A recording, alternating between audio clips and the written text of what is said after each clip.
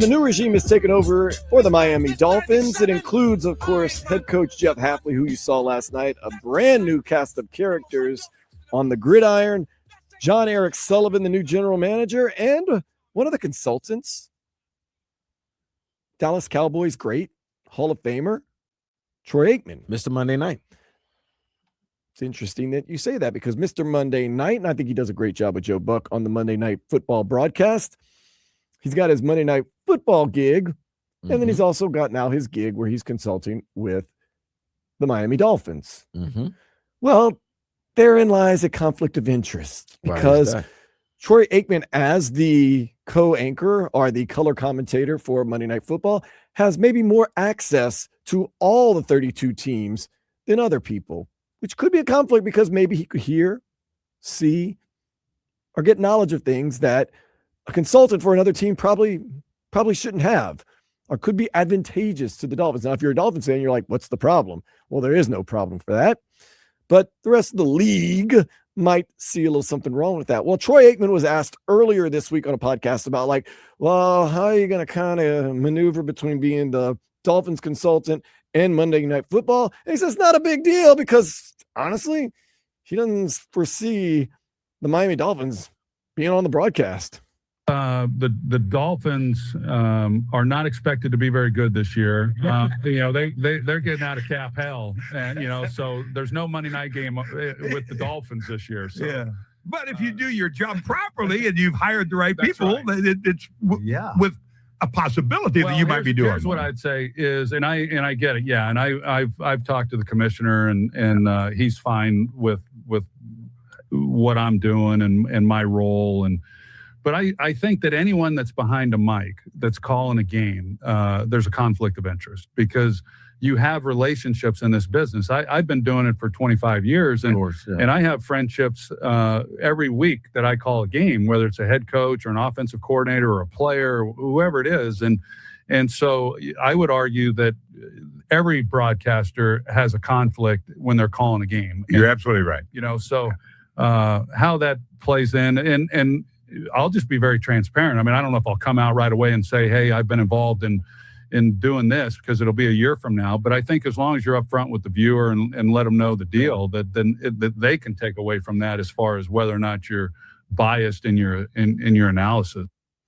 So Troy Aikman kind of doing one of these. Look over here, don't look over here. Like, to the viewer, I understand. I will just be upfront, and it won't affect my broadcasting, or maybe a little bit. It sure affected him with Mike McDaniel last year. Remember that game? Was it a Monday night game, Vlad?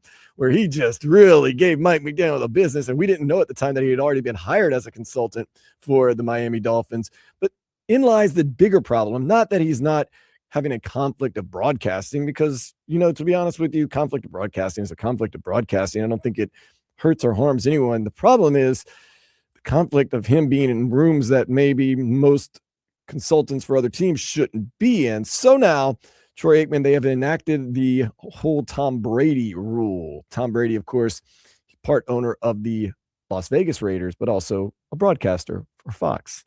Well, now the NFL has come out and said the same rules are in effect for Troy Aikman, which basically, and we'll get into the finer details, Vlad, basically he can't be on other teams' facilities. So when they meet with the coaches and meet with the players or meet with teams, he has to do it virtually, meaning they can turn them off, they can do this, and he can also go to no other team's practices. So he's kind of on an island out there, calling ESPN Monday Night Football games and not being allowed to watch practices, try to get the insight. It's virtual so that it's more transparent. He can't have private conversations with guys, in a little side of the hallways. I don't know how to feel about this. I mean, as a Dolphins fan, okay, whatever. But if I was another team's fan, as a Jets fan, how do you feel about that? Do you feel as though there's a conflict of interest? Do you feel as though something maybe might need to be done because Troy Aikman's going to do what he wants to do? I don't think there's a conflict of interest, but I can understand if a fan base, especially, all right. So, for example, he's a 8 Cowboys, right? If you're a cow, he does a lot of the NFC games. So, if he does the Eagles game, later on down the line, the Raiders are going to play the Eagles. or the Dolphins, well, say the Dolphins would play the Eagles, then yeah. My question is this: when he was working at Fox, but now that he's on Monday Night Football, it's not going to be the same. You're not doing a certain conference. You're not right. You know what I'm saying? You're doing everything. So therefore, it can be it's what can be interpreted. So therefore, I think it's a good job by the NFL to limit this from becoming anything bigger. You don't want some opinion, some editorial having, why is Troy Aikman doing this when he works for this organization, the same way they did with Brady. So that way it doesn't seem like somebody's getting preferential treatment. I'm not upset by it. I like the fact that they're handling it, getting ahead of it instead of letting it become a situation. My worry is this: he walks into a production meeting and they say, "Oh, look, the Jets quarterback, he's not coming back for it." By the way, Dart did have a concussion. Yeah, well, one preseason game in, and Jackson Dart's already had a concussion. But let's just say he walks into a production meeting. We're talking about ESPN production meeting. It has nothing to do with a team, coach, player, practice, anything. And an insider comes in and is like, "Oh yeah, the Jets aren't saying this. They're saying their quarterback is day-to-day, but for a fact, I know he's out 8 weeks. And in 5 weeks from then, the Dolphins are playing." They're like, they're going to keep saying it's day-to-day, but nah, he's definitely out 8 weeks. That is insider information that could actually benefit the Dolphins for not having to prepare for that quarterback. Therein lies the problem with the conflict. What happens in these meetings? What happens to this stuff? Now, I understand, like, you can all everybody does their intel and does stuff like that, but I don't know. And I also think if you're in a boardroom and you got some insider information that you want to share with the room, and Troy Aikman's in there and is a commentator, I might be less apt to be like, "Ooh, this is not for consumption, public consumption," or, but their quarterback's not going to be back for 8 weeks. That's going to affect a lot of games. They're saying day to day to keep everybody on their toes, keep everybody having to practice against them. It's interesting. It's a slippery slope. And like I said, if you're a Dolphins fan, you shouldn't care because you're happy to have Troy consulting. And if Troy gets some information and it helps you out, it helps you out.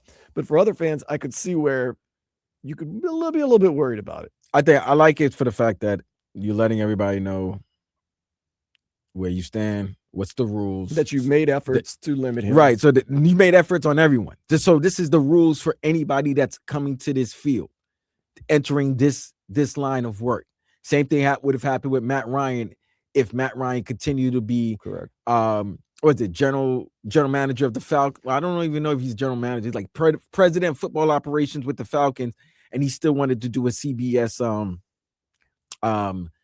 NFL on CBS type of gig. And so it's good that there is clarity. The specifics about if you're a colleague that still has some type of executive position in an organization, where it lies. The line now. Hey, I can't go to teams' facilities. I can't talk to team in their facility. The only way I'm able to get any type of information will be through Skyview or virtual meetings. Yeah. So it's cool. StreamYards, that.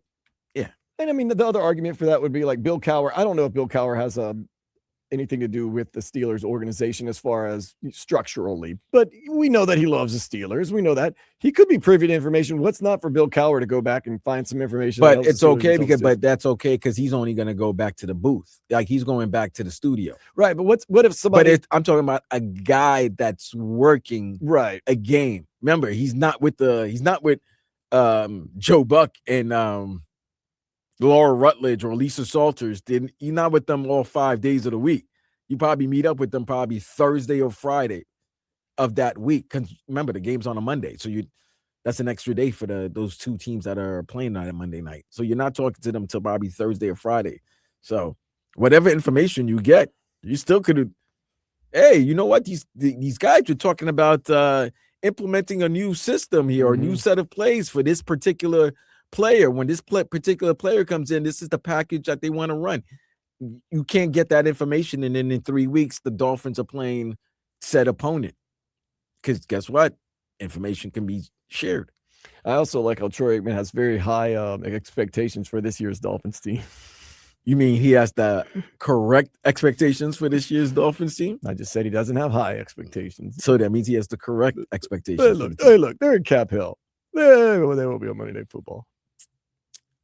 They could get flexed. Malik Willis could be magic, even though they might not have a great record, but could be magic. They could be flexed. They could be flexed in.